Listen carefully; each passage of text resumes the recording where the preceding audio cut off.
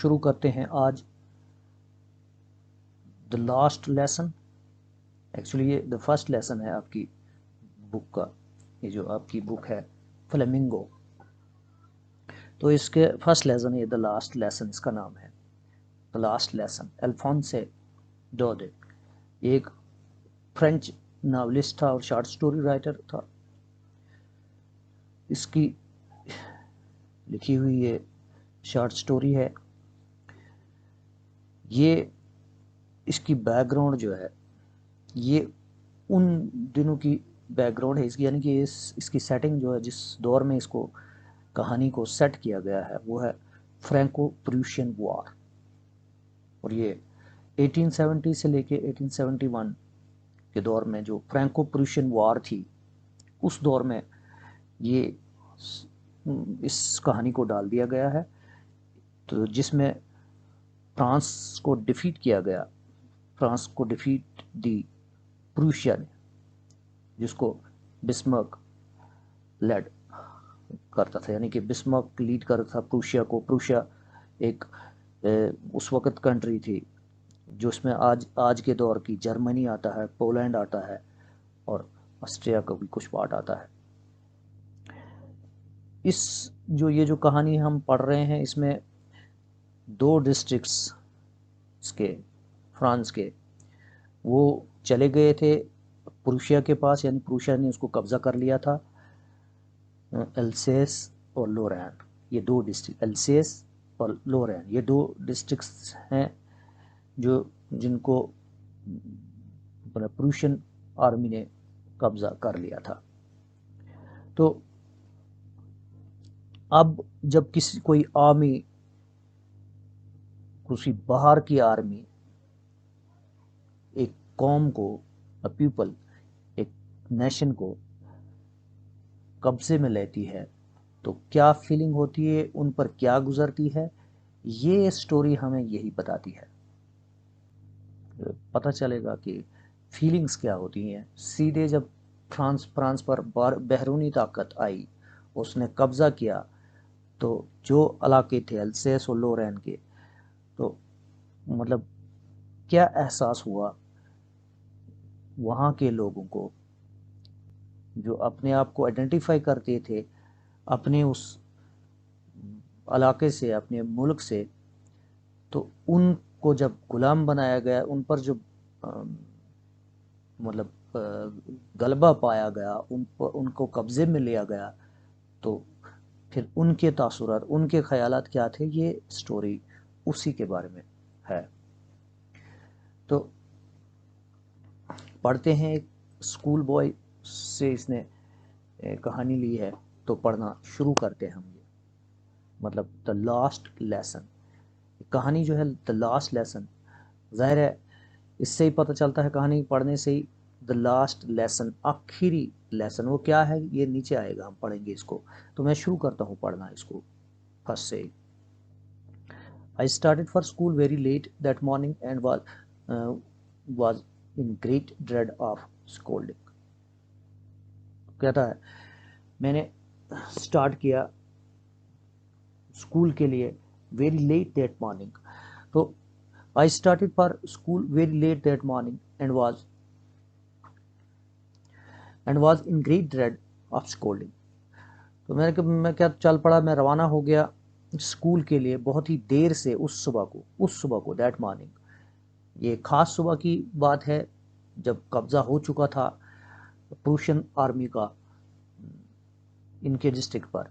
तो कहता मैं स्टार्ट हो गया बहुत ही सुबह, बहुत ही देर से उस सुबह को, and was in great dread of scolding. और मैं एक बहुत ही ग्रेट ड्रेड में था स्कोल्डिंग की बड़ी ड्रेड में था। ये in great dread of scolding यानी कि मुझ पर फटकार पड़ेगी, उसका मुझे डर था। स्कोल्डिंग होती है फटकार पड़ना, और ड्रेड ऑफ स्कोल्डिंग हुई, स्कोल्डिंग का ड्रेड यानी कि डर, बहुत ज़्यादा डर। तो स्कोल्डिंग का मुझे फटकार पड़ेगी, मुझे टीचर से फटकार पड़ेगी, वो स्कोल्ड करेगा मुझे, इसका मुझे ग्रेट ड्रेड था, इसकी मुझे बहुत इसका मुझे बहुत डर था, especially because M Hamel had said that he would question us on participles. और कहता खास करके ड्रेड इस बात का था इसको कि एम हेमल इसका टीचर है, एम हेमल ने इसको कहा था कि वो पूछेगा पार्टिसिपल्स के बारे में, पार्टिसिपल्स के बारे में पूछेगा। पार्टिसिपल्स ग्रामर का एक खास जुज है। इंग्लिश में भी पार्टिसिपल्स होते हैं, पास्ट पार्टिसिपल और प्रेजेंट पार्टिसिपल।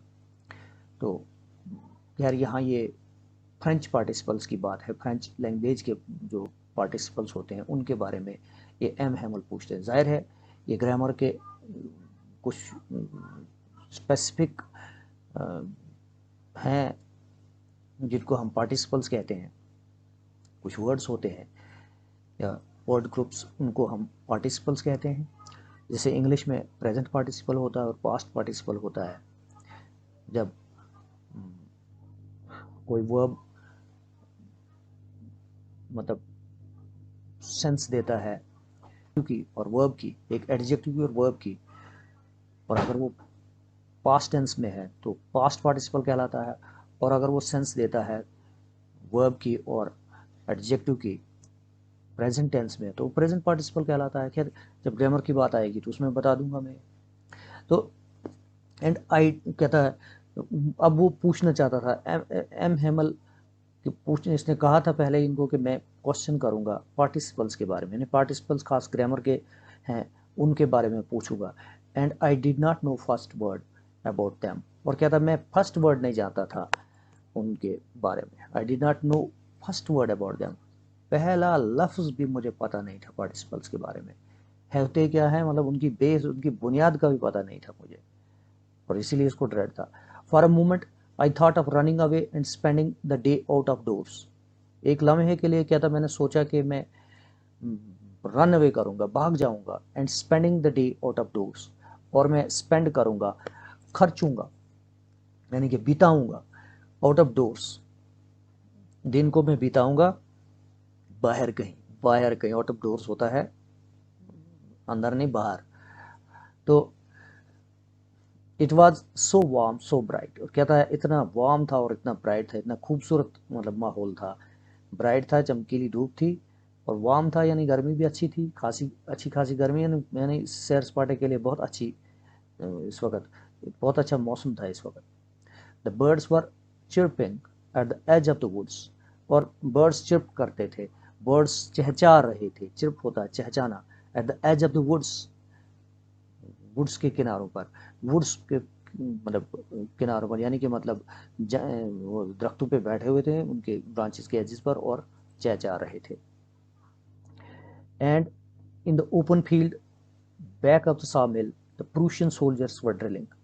और क्या था, ओपन फील्ड में यानी कि खुले खेत में, back of the sawmill, sawmill के पीछे जो sawmill थी, यानी कि एक जो आरा लगा हुआ था, लकड़ी का आरा, तो आरा के आरे की जो मिल थी, वो फैक्ट्री थी, उसके पीछे खुले खेत में the Prussian soldiers were drilling, Prussia के फौजी ड्रिल कर रहे थे, वो ड्रिल कर रहे थे यानी कि एक परेड कर रहे थे, ड्रिल कर रहे थे। It was all much more tempting than the rule of participles. और क्या था ये, और ज़्यादा, बहुत ज़्यादा टेम्पटिंग था, बहुत ज़्यादा वर्गलाने वाला था, दिल ललचाने वाला था। टेम्प्ट होता ललचाना दिल को या वर्गलाना दिल को। तो ये क्या था, ये बहुत ही ज़्यादा टेम्पटिंग था, बहुत ललचाने वाला था then the rule of the participles, बनिस्बत के पार्टिसिपल्स के, पार्टिसिपल्स का रूल पढ़ने के लिए। और ग्रामर का जो रूल है पार्टिसिपल्स के बारे में, फ्रेंच रूल की बात होगी, तो उसको पढ़ने के बारे में जो था वो उससे और ज़्यादा ये टेम्पटिंग था और ज़्यादा वलकल आने वाला था। मौसम भी अच्छा था, माहौल भी अच्छा था, तो बाहर के लिए घूमने के लिए ज़्यादा बेहतर माहौल था।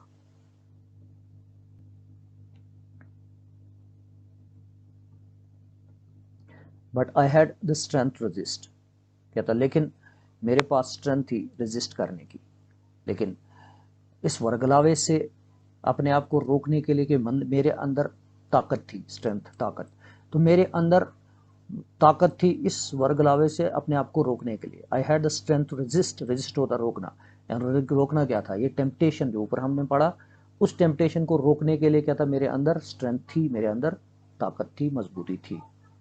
And hurried off to school, और इसलिए क्या था, मैं दौड़ पड़ा स्कूल की तरफ। And hurried off to school, और मैं दौड़ पड़ा स्कूल की तरफ।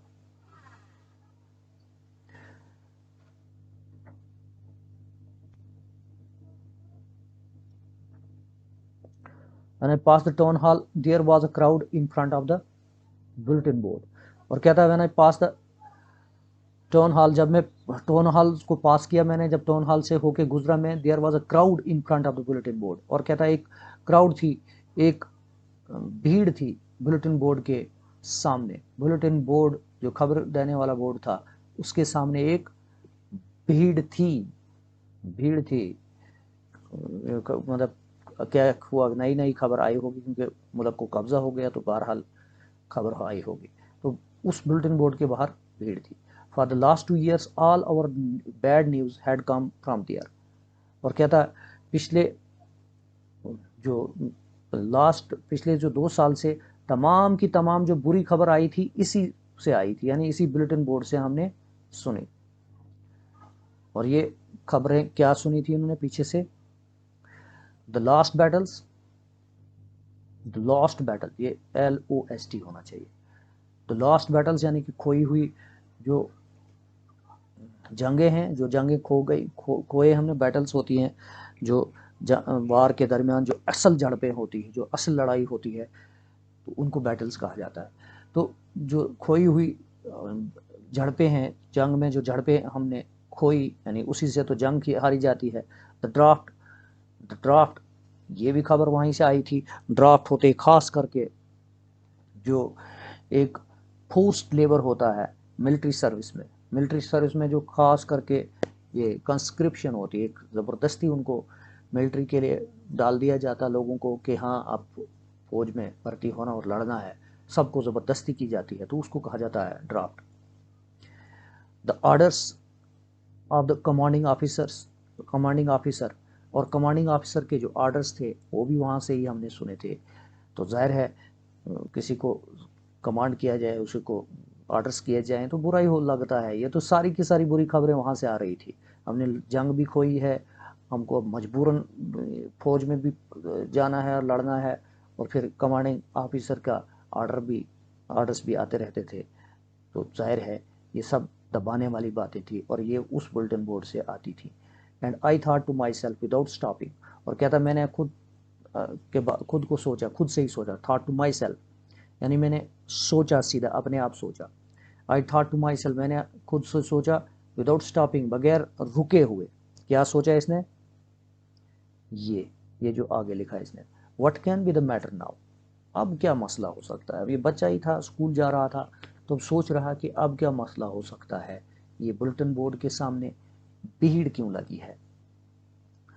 Then as I hurried by as fast as I could go, the blacksmith Wachter, who was there with his apprentice reading the bulletin, called for me. कहता then as I hurried, then as I hurried, as I hurried by, as I hurried by, तो कहता और तब जैसे ही मैं हरी by कर गया, यानी कि दौड़ता हुआ आगे निकला, as fast as I could, उतना तेज जितना कि मैं, आई कुड गो, जितना कि मैं जा सकता, as fast as I could go, उतना तेजी से जितना कि मैं जा सकता था। द ब्लैक स्मिथ वॉक्टर, ये ब्लैक स्मिथ वॉक्टर इसका नाम है, ब्लैक स्मिथ है, यानी कि एक लोहे के साथ काम करता है, ब्लैक स्मिथ उसको बोलते हैं, लोहार।